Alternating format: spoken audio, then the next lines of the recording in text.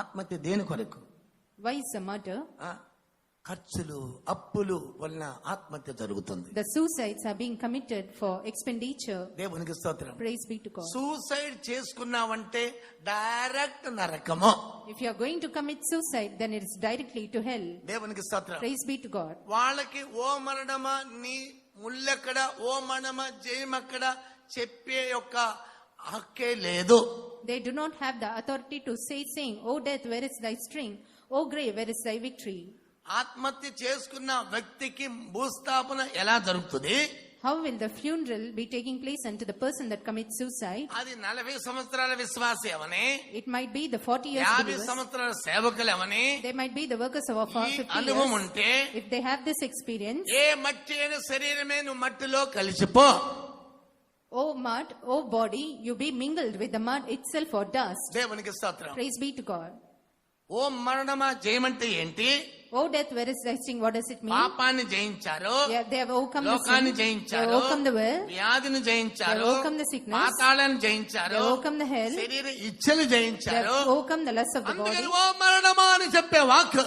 That's why it's the word told unto them, saying, "O death, O where is మరణమని thy sting? జయమెక్కడా? O death, where is thy sting?" ఇప్పుడు నీకు జయము లేదు.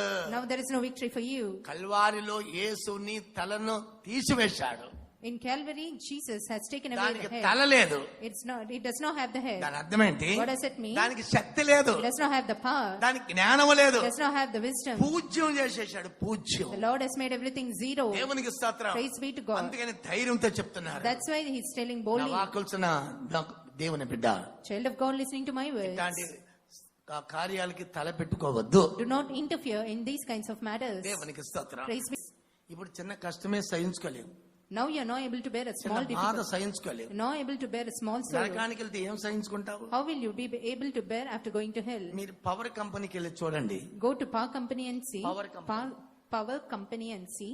దేవునికి స్తోత్రం. Praise be to God. అక్కడ ఈ కోయిలంతా కూడా ఆ నిప్పుల్లో పడతా ఉంటది. All the coal will be put into the fire. ఏం మంట!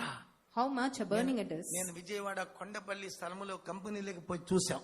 I went to a company at a place called Kondapalli at Vijayawada. దేవునికి స్తోత్రం. Praise be to God. భయంకరమన్నమాట. It's a terrible burning. చూడలేము. We cannot see. ఏం జ్వాలలో! How much flames. అప్పుడు ఇదేట ఉంటే నరకం ఇంకెట్ట ఉంటది? This is so, then how much it would be in hell. దినము వేదన. It is a torment every day. సహించుకోలేము. We cannot bear. కాబట్టి క్రీస్తు నిమిత్తం నిందల అవమానం సహించి పూర్ణత పొందుకుని ప్రభువుని సిద్ధపడండి. So bear the insults and reproach for Christ's sake and be perfected and be caught up at the Lord's coming.